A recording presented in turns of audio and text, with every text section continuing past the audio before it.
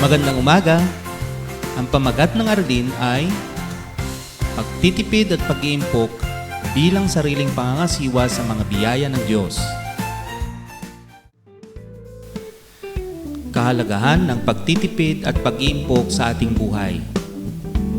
Mahalagang mag-ipon ng pera dahil walang katiyakan ang hinaharap. Ang pag-iipon ng pera ay isang mahalagang aspeto sa pagkakaroon ng ligtas na pinansyal na hinaharap. Ang pagkakaroon ng ipon na pera ay nakapagbibigay ng pagkakataon na magkaroon ng maginhawang pamumuhay. Maaaring makatulong ito sa iyo o sa iyong buong pamilya sa oras ng kagipitan.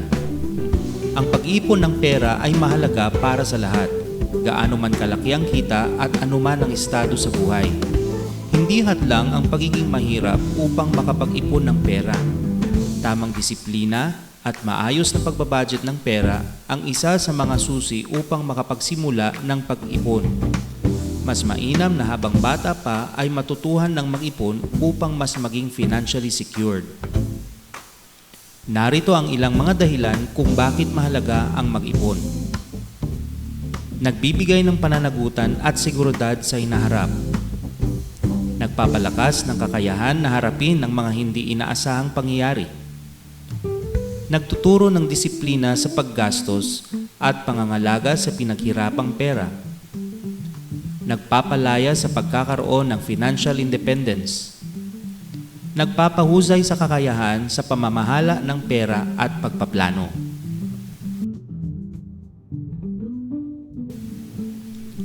Papaano nga ba tayo unti-unting makapag-ipon? Alamin ang iyong personal na budget. Dapat ay gamay mo ang iyong personal na budget. Alamin mo dapat kung saan galing lahat ng pera mo at ang kabuuan nito. Higit sa lahat, alamin mo kung ano ang iyong mga ginagastos. Gumawa ng savings goals. Mahirap gawin ito kung pabago-bago ka ng isip. Kailangan talagang determinado ka. Dapat mayroon kang malinaw na halaga na ilalaan lamang para sa iyong savings. Subukan ang 70-20-10 rule. Kung ikaw ay nagtatrabaho na at sumesweldo, 70% ay ilaan mo para sa pangunahing pangangailangan mo at ng pamilya mo.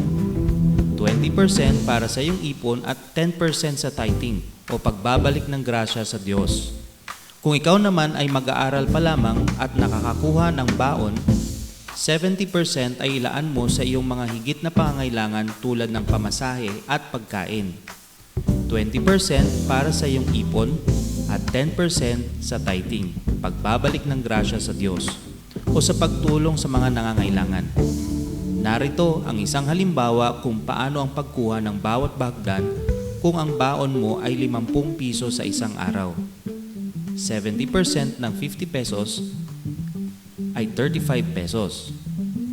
20% ng 50 pesos ay 10 pesos. At ang 10% naman ng 50 pesos ay 5 pesos. Gumamit ng 24-hour rule. Ito ay tinatawag ding delayed gratification strategy. Nang sa gayon ay maiwasan mo ang impulse buying. Paano ka makakapag-ipon kung mahilig kang mamili? Kung bibili ka ng isang bagay, lalo't pat mahal, magpalipas muna ng 24 oras bago tuluyang bilhin ito. Mainam ito sapagkat mapag-iisipan mo ng mabuti kung kailangan mo ba talaga itong bilhin o nais mo lamang na magkaroon ito. Magkaroon ng emergency fund. Mahalaga ito nang sa gayon ay hindi mo magalaw ang iyong savings kung mayroon mang biglang emergency na kailangan mong pagkagastusan. Ang pagkakaroon ng ipon ay nakatutulong din sa panahon ng mataas na inflation o mabilis na pagtaas ng presyo ng mga bilihin. Tumutulong ito sa mga individual na magtayo ng pondo para sa mga hindi inaasahang gastusin. Ang pondo na ito ay maaaring proteksyon laban sa pagkakaroon ng utang o pagkakaroon ng pangangailangang ibenta ang mga ari-arian sa panahon ng mga hamon sa buhay. Ang pag-iimpok ng pera ay dapat maging bahagi ng ating araw-araw na gawain. Obserbahan mo ang iyong sarili. Magdudulot din ito ng katahimikan ng isipan dahil sa pagkakaroon ng savings, lalo na sa mga oras ng mga hindi inaasahang pangyayari. Hindi kinakailangang maging mayaman upang magkaroon ng ipon.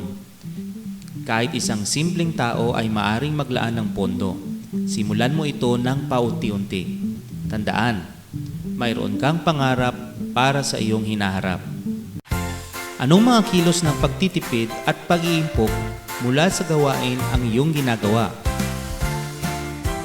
Ano ang kabutihang naidudulot ng pagsasagawa ng mga ito sa iyo, sa iyong pamilya, sa kapwa, o sa pamayanan?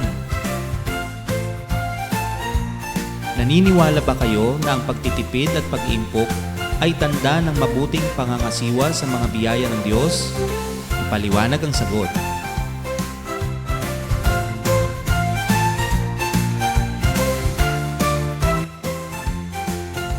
Tunay o sablay? Ang bawat mag-aaral ay maghanap ng kapareha. Paaminin ang mga ito sa pamamagitan ng paglalagay ng pulbos o powder kung sakaling ginagawa nila ang sumusunod na sitwasyon. Paalala na dapat maging tapat sa pagsagot at iwasan ang magkasakitan. Dumadaan sa computer shop para maglaro ng online games. Nanonood ng telebisyon habang abala sa social media ng YouTube, Reels, TikTok, Facebook at iba pa. Parating nagbubukas ng refrigerator kahit wala namang kukunin. Mas gustong bumili ng pagkain sa fast food kaysa karinderya.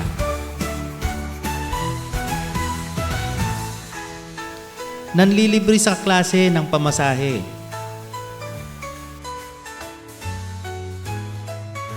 Bumibili ng mga gamit kahit hindi kailangan.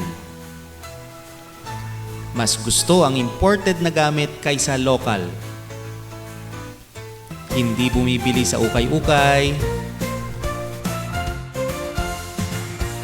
Madalas kumain sa labas.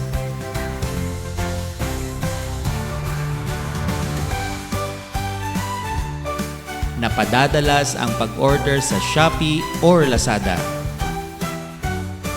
Alin sa mga gawain ito ang madalas ninyong ginagawa ng iyong kapareha?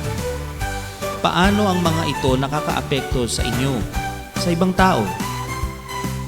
Kung ikaw ay bibigyan ng pagkakataon na magbigay ng payo sa iyong kapareha para mas mahikayat mo siyang magtipid at mag-impok, ano ang sasabihin mo sa kanya?